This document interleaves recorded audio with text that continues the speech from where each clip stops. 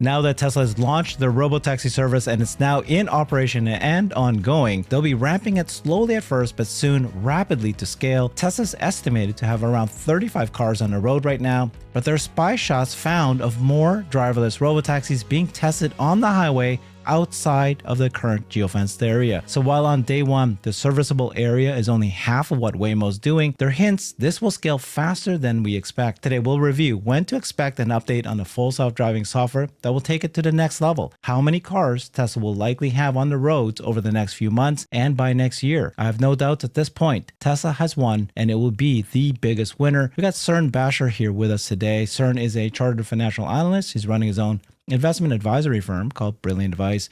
Thank you so much, Cern. Appreciate you. Hi, Herbert. It's good to be with you. So this is it. Okay, we had the big day yesterday. The big launch happened. By the time we publish this, which is Tuesday morning, you have been doing forecasts and following what would happen if Tesla's Robotaxi program moves and it's no longer it's a fact. They have a Robotaxi program. They're charging for it and they're slowly scaling. So I want to get from you what your forecast numbers are and how you think. There are some rumors. Let's start off with that. These are rumors, but I don't know. Some of these kind of make sense to me. Number one, this guy said there's a facility 15 minutes near Tesla's Giga, Texas that houses the Robotaxis. And if rumors are true, the facility has a ton of Robotaxis. I have a feeling this ramp will be massive.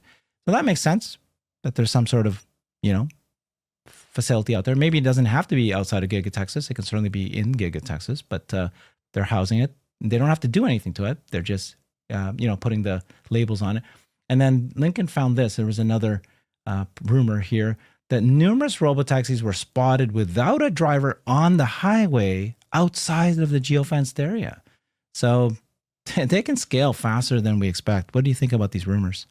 Well, I think inevitably that they'll be true at some point. Obviously, there is a staging area somewhere where the Robotaxis are clean, stored, charged, and that makes sense that is somewhere, in the geofenced area or somewhere near. It also makes sense that they are doing whatever testing they need to do, validation work they need to do in the area outside the current geofenced area, because the geofenced area right now is as small as it's ever going to be. It's only going to get bigger. So whatever they need to do to, get to the point where they're comfortable in expanding the service area, that makes sense. And then, of course, in conjunction with that, in order to expand the service area, you need more vehicles. And so, if there's a storage site where there's lots of Robotaxis available, again, that makes sense. So it's indicating to me that we should expect an expansion of the service fairly quickly. Although, again, we're just in day 2 of this. And so it's hard to know for sure, how quickly that expansion will come. But hopefully we'll see that happen fairly quickly. Cern, what is your estimate of what the expansion will be? I mean, if you had to guess, you were there yesterday. We had seen on the dashboard the number 35. So people are saying there could be 35 cars that's ready to deploy. What's your thinking about, based on the success of the actual launch date, what's your guess of what's going to happen now? Well, I mean, I haven't seen all the data. I'm not privy to the data that Tesla has seen. I've seen one video this morning where a Tesla Robotaxi was turning left, and it prematurely turned. It was starting to turn left, but actually it needed to turn left, 100 feet or so down the street. And so it started to turn left, and then kind of came back in and sort of drove in the opposing lane for a very short distance. And then it was kind of a median opposing lane where there was a turn lane, and then went and made its left-hand turn. So that's something I think people are finding some fault with. I would say that a lot of human drivers make that same mistake, where if the navigation system's telling you to turn left, it may not be completely clear which left it's indicating. I thought the Robotaxi handled that very well. The safety monitor in the vehicle didn't do anything to intervene, didn't stop the car in the middle of the street or anything. It was clear that the vehicle was correcting its own mistake. So, long-winded way of saying that to the extent that Tesla doesn't experience any major issues operating in the geofenced area, it would make sense to expand it. How many vehicles, I think, remains anybody's guess, because how much larger do they want to expand the geofenced area? Is it going to be, in little steps? Or is their goal to then go from this smaller area to one that is let's say the same as Waymo, right? Which would be about a doubling of the size, as I understand it from looking at the visuals, or to the Austin metro area, which is be about 10 times what Waymo has right now in terms of its operating area. And so it's just a question of strategically how quickly Tesla feels like they want to expand that. But certainly there shouldn't be any limit in terms of the number of vehicles that Tesla has available. As Elon has said, the vehicles come off the factory floor and they're Robotaxi ready, right? Where unlike Waymo, they have to take vehicles that they've purchased, put on a whole bunch of sensors, do some testing. That's much more of a process for them. So there's nothing fundamentally limiting Tesla from expanding its service area, right? And so at this point, again, I think it's still anybody's guess as to how quickly they ramp up the service. But if there's nothing fundamentally wrong with how the robotaxis are operating, then there's nothing that's stopping Tesla from ramping this quite quickly. Exactly. I mean, so you were saying that, okay, there was this one little maneuver, right? So the only thing about that one would be, okay, if that was widespread, real issue, then they'll just keep it this way until, and we'll talk about it. Next topic here is, when do we expect FSD? There's, when is it going to be launched? The next version, and then the next version. The one they're doing now is already ahead of what we're using. But the geofence area, it's like the decision to expand the geofence area is not based on whether or not FSD works or not, unless it's like special, I don't want to do it under the bridges, or I don't want it to go through highways, or whatever it is, right? This is the map you're referring to in red, that red line, I think that is the current geofenced area that Tesla operates in. It's 25 miles. So it's not like, or 25 square miles, I guess it is. It's not like it's too small. But this is, the blue is where Waymo is. And then you were saying that once Tesla gets Austin Metro, not just Austin, it's 10 times bigger, or at least 8 times bigger than this whole blue area. Yeah. So again, it's a good initial test area. And from what we saw yesterday in riding around, there's hills and some challenging streets and some construction and all kinds of stuff in this test area. It's already there. Right. Yeah. Yep. So it was a good spot to test it out. The area there just north of where the test area is, it includes the downtown section. So it's very logical that they would expand up in that direction fairly quickly, I think. In fact, in many ways, those streets are easier, I think, to navigate than some of the streets that we saw yesterday.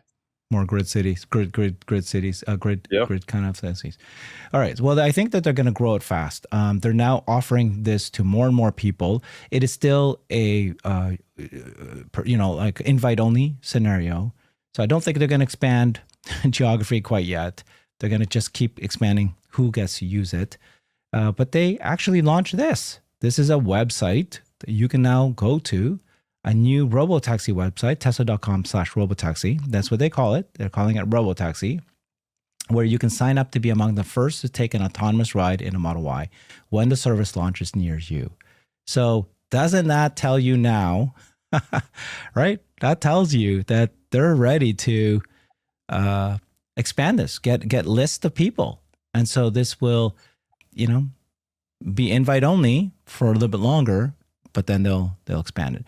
I think the reason they're going to do invite only is they don't want to, because you know what happens. The first person is going to do it's like these journalists, these enemies, and then they'll just do everything they can to explain that, I was just in one and it was terrible and something like that. But maybe that doesn't matter either. But I don't know. Why it's interesting though, isn't it? Because even with these invite only, okay, you have, so-called friendly people trying out the car, people that respect Tesla, respect what they're doing, excited about what they're doing. That's great for a rollout. But inevitably, you open it up to the public. And then inevitably, whoever then wants to do whatever they want to do inside the vehicle get their opportunity to. Just not in the early days, but maybe it's a month or two from now. Exactly. So they're going to have to deal with this, whatever issues they have to deal with in the future anyway. Now, again, the reality is these cars have cameras all around them, and they have a camera inside the cabin. So if something does happen, are they able to retrieve that footage? I don't know. I mean, it's going to be interesting to see how they deal with the inevitable issues that come up, because there will be people that will try to sabotage this in some way. I think unfortunately we should expect to see that. But by then, I think that the service will be well on its way to beginning to scale. I do think that, by the way, having this website where people sign up, I think it's a very encouraging sign, Why would you Yeah. bother doing this if Yeah. your intention is not to expand rapidly, Yeah. I all think over the that this country? is, this website tells you that they're about to scale fast. Maybe 100. So like if you did a website, why would you do that if it was 100? Maybe you need 1,000, maybe 2,000. And that's where, you know, controlled It's testing, but hundreds, over hundreds. it's also a handy thing, I think, to sort of hold in front of regulators. And so let's say you're talking to the state of Florida, for example, and you can say, well, look, we have, 300,000 people that have signed up on our website that want our service. Interesting. Like that's Mm-hmm. also a useful tool potentially, perhaps Mm-hmm. for looking, the regulators aren't necessarily going to be swayed by that, but politicians in general would be if Mm-hmm. they see that people in their communities want the service. I think you just made me realize something. Okay. Tell me if this logic makes sense. Um, initially, in the way that typically that they'll do it is based on geofenced. If I only have 100 cars, I don't want to piss off people, so I'm going to have it to a geofenced area, and I only have 100 cars. But what if you do the opposite, which is what sounds like these guys are doing, invite only, and now you can expand the geography, right? But you limit the number of people that can hail it, and then you can really have a good balance between supply and demand. Do you think that might make some more sense? You know what I mean? Like that shows you that you. Yeah, no, I think it's interesting. I think you sort of let, friendly people inside the car, right? Keep the unfriendly folks out. And by the way, I read this comment today that this rollout is not unlike what Google did with Gmail. Right. Oh That in yes, order it to get is Gmail, invite you only. had to be Yeah. invited, right? Yes. And Yes. eventually the people that were invited then are able to invite others, Yes. Yeah. right? And so it kind of expanded that way. So, is Tesla going to employ a similar strategy here? Perhaps. Interesting. That's cool. Okay. So first of all, we know that the full self-driving version that you and I tested on the very first day of the launch is better than the ones we are driving today. That is in our cars now. And they've not released that, but they said that version that they're using now will be released to us sometime soon or after this launch. Then there's also this thing where this this idea of a 4.5 times larger model of FSD. That's going to be a few months away because Elon said that there's this larger model that will happen by the end of this year, second half of this year. So my point being that today the FSD being used at the service today in Robotaxi is better than what we have, but there's also another version that's coming soon. We'll come to the rest of the fleet, that one that we're using now. So do you think that we need to wait for this 4.5 type parameter? Or, I mean, they're not. They're doing it. But you know what I mean? Like, do you need to have this second half this year before that they will then go, 1,000 cars, 2,000 cars? Yeah, I mean, that's a good question. I guess the answer to that, I think, is perhaps if they feel like the model that they have now, doesn't cut it in some way. Which I'd be frankly surprised if they felt that way. I don't get that sense from anybody. I don't either. Right. Mm-hmm. But the reality is that in order to get to 99.999, like the nines, you need to keep making the model better. I think, and I've said this before, I think Tesla's going to be in this mode of constantly improving the model, right? And they're going to be doing this for years. There's always going to be improvements to make. Just like when you become a driver, human drivers, it takes a long time to become a really, really good driver, Mm-hmm. right? You can become proficient at 16 and you can drive and you can get your license, and that's great. But you're just not going to be as experienced as somebody that's had a lot more time on the road, who's dealt with all kinds of crazy situations. And that's kind of essentially what we're seeing with the model now, is that it'll just keep getting better and better and better. So I don't really see this as an issue in terms of stopping Tesla from scaling. Or stopping them from scaling faster than Faster, 1,000 cars, let's say. Yeah. Yeah. So let's go through the numbers of what you think here. We had Phil Bissell here. I've had him on the show many times, and he had this great kind of like analysis. So let's go through what he's saying here and react to what you think. So he goes to Robotaxi wars, right? Waymo versus Tesla at this point. Cars in service in June, which is this month. Waymo has 1,500 cars. This is, in what, 4 states, 4 cities. Tesla's 10. Now, we've heard that might be up to 35, but let's assume that day one was 10.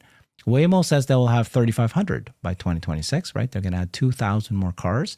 That would be 40 a week from here on out. So let's say Tesla begins to ramp. Waymo's doing 100 cars a week to be generous. Let's say Tesla adds 500 cars a week to be conservative. They are production Model Ys at this point. So 500 cars a week is like nothing if they wanted to.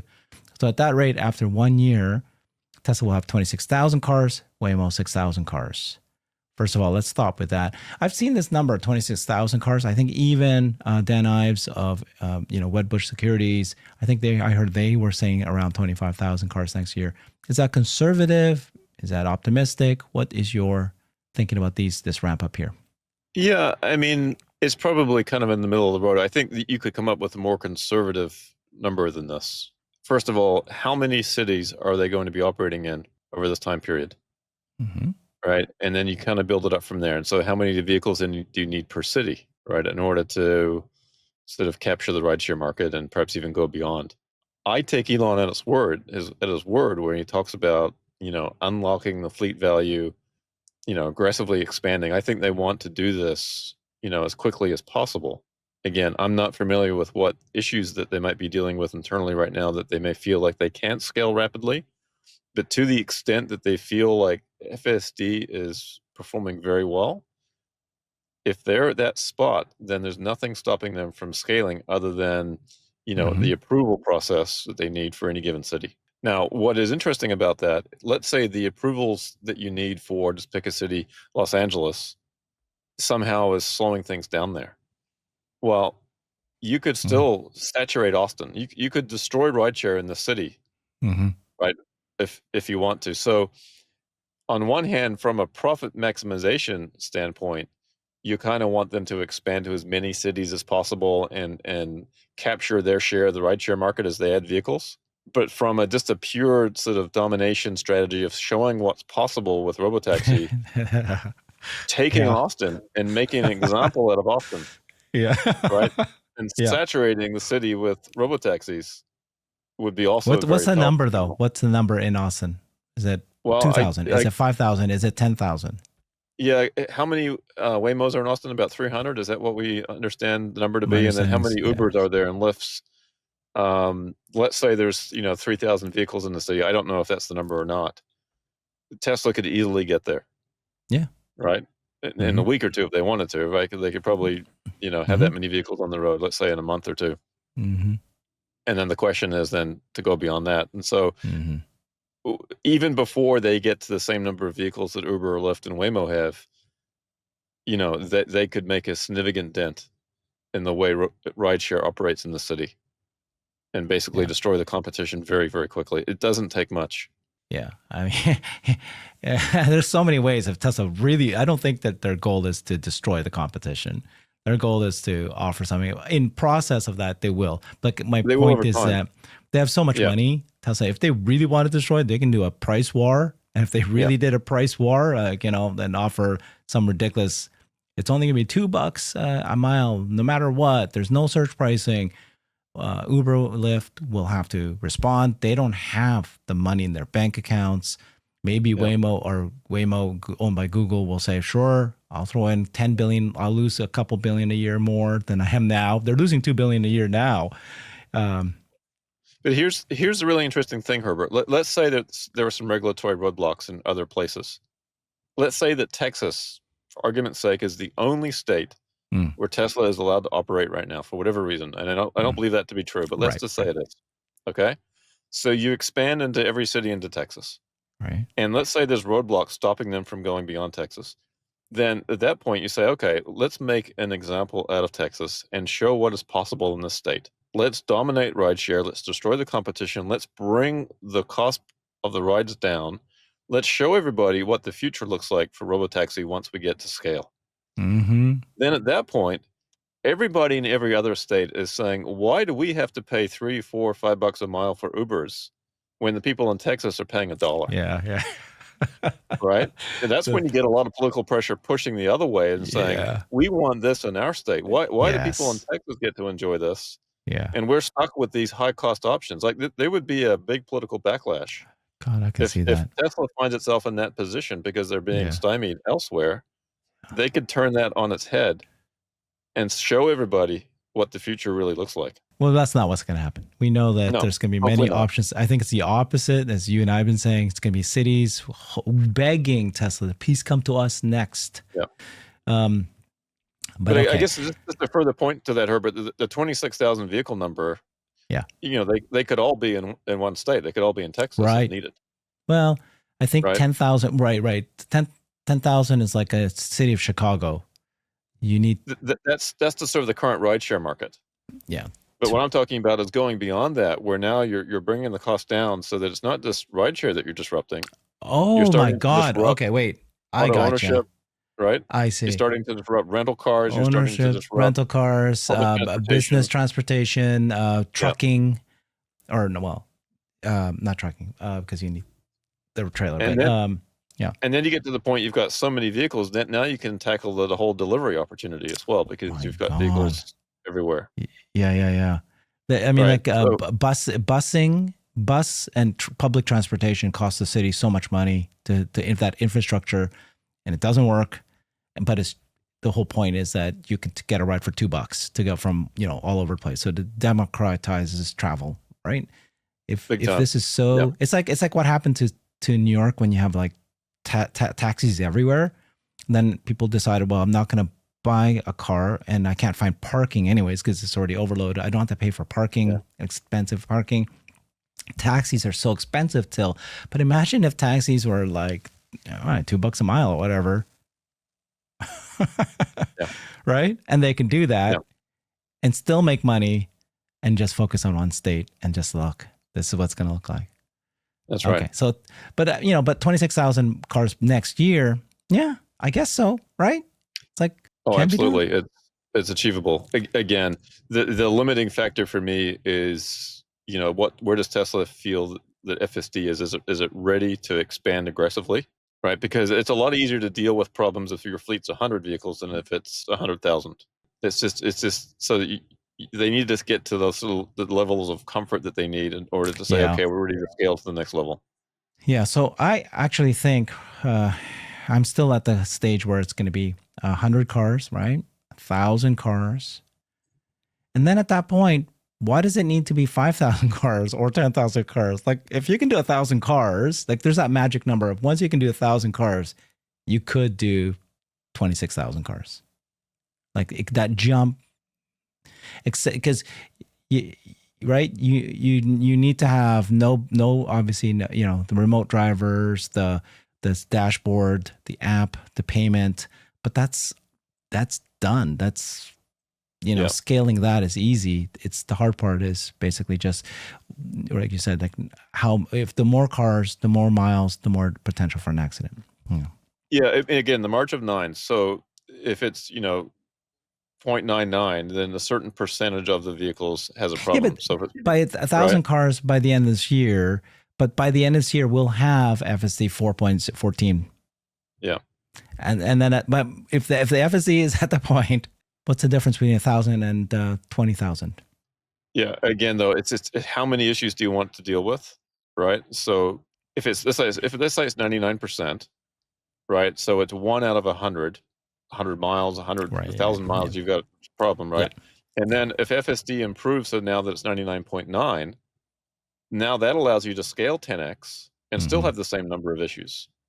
So that's a reasonably comfortable place to be, because it's like, okay, we're used to dealing with these this one issue. Now we're still going to have one issue, but we're 10 times the scale. And then you can scale by a factor of 10 again once you're 99.99%. Right. So to me, it's sort of the scaling is kind of going to march along in cadence with where the software capability is. Otherwise, you're opening yourself up to a massive increase in the number of issues that you're going to have to deal with. Right. And so Tesla has to balance that out. Let's take a look at these numbers. I know you don't have your financial analysis right in front of you. You're traveling, you're on vacation. But this is what Phil said, right? $30,000 per car. And so he's kind of like, I guess, saying that when you have a Robotaxi out there, it can generate $30,000 per year. Tesla would spend $780 million to put these cars into service because of 26,000 cars. But Waymo costs are much higher. 4 times, 7 times. Bloomberg 7 times. Waymo will spend 804 million. So that's oh, what? About the same amount of money for less vehicles. Oh, to right? get the 6,700 Yep. cars, Yep. they would have to spend 804, but it's about the same amount of money to get 5 times more cars. Yeah, got it. 4 times more, or even it's actually 7 times to tell you the truth. But so Tesla, of course, will introduce this purpose-built Robotaxi Cybercab. Tesla said that they can produce one every 6 seconds at scale. Running 24/7, it could produce 100,000 cars a week. Yeah, let's say it's only 1/4 of that. So Tesla could add 25,000 cars in 1 week. All other factors held constant. Yeah. But so that's the other thing too. So by next year, if we're talking next year, Cybercabs will be available and around. Now, will it be at scale? Well, I think so. Yeah, that's right. It's interesting, isn't it? Because we're so focused on, how many cars this week and next month. But look at it over a reasonable time frame, like a year or two, the numbers are going to be pretty staggering, right? But yet, we as humans, we're focused on the short term. That's how we live day to day. We think day to day. But as Phil points out here, that over time, these numbers are going to be staggeringly large, right? And again, that's what's so exciting about what we saw yesterday is we got a glimpse of that future at a very small scale. So I came out of the launch day saying that it was 10 rides. I did it myself. I felt that I used the app, ordered it, felt the confidence of the car. I'm much more confident now that it'll scale faster than I was prior to testing it myself. Do you feel the same way, or do you still kind of say, well, okay, it was just 10 rides. It's still minor. Sure, felt good, but it's still a data point. No, I think my personal confidence with it is quite high. Again, I have to preface it by saying I don't have access to all the data, and I'm not aware of all the issues that the team is tracking and trying to resolve. I'm sure there have to be many. But what is clear to me is that Tesla has a very clear pathway to resolving the issues. Right. Yep. Right. They now know how to solve the problems that are coming up, and they're building more powerful models. The vehicle essentially is going to have a bigger brain, right? It's going to have more experience, and over time, it's just going to get better and better and better. And I think that's what people maybe don't fully appreciate with all this is that, again, I've said this before, what we saw yesterday is as bad as it's ever going to be. Yeah. It's only going to get better from here.